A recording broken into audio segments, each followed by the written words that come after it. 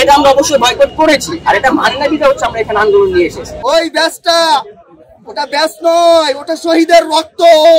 তাদের হচ্ছে যে চিকিৎসার বিষয়টি, এটা হচ্ছে বিভিন্ন হাসপাতালে আমরা ইতিমধ্যে আমাদেরকে একটা, আপনারা জানেন যে একটা সরকার কর্তৃক কার্ড দেওয়া হয়েছে, স্বাস্থ্য কার্ড। এটা হচ্ছে বিভিন্ন উপজেলাতে গেলে ওষুধ পাওয়া যাচ্ছে না, চিকিৎসা পাওয়া যাচ্ছে না।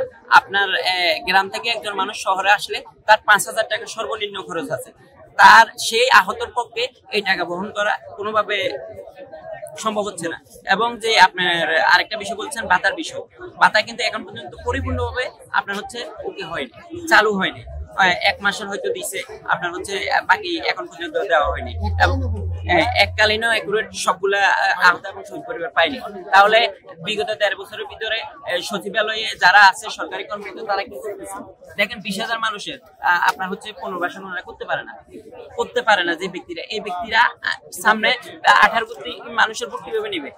যারা 20,000 মানুষকে আপনার হচ্ছে ওকে করতে পারে না, তারা 18 কোটি মানুষের ভোট কিভাবে নিবে বলেন? এবং কাগজে কলমে সীমাবদ্ধ না রেখে এটার বাস্তবায়ন হোক। 18 কোটি জনতা এই জুলাইয়ের সুফল ভোগ করুক, বৈষম্য দূর হোক। আমি সকালে একটি সংবাদ দেখলাম, আমাদের আইজিপি মহোদয় এখানে এসে হুমকি দিয়েছেন।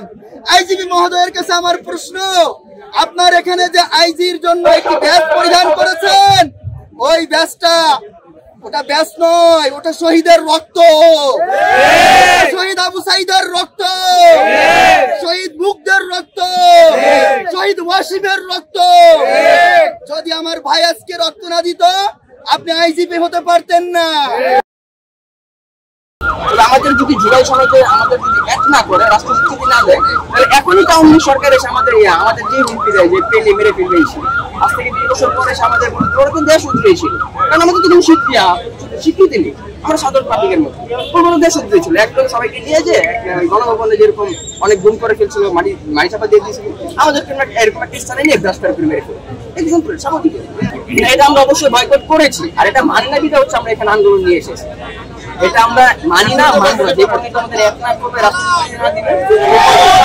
জুলাই যোদ্ধাদের আমরা রাষ্ট্রীয়ভাবে সেফটি না দিবে, সেই পর্যন্ত আমাদের সংবিধান জুলাই স্বাক্ষর করতে দিবেন আপনারা?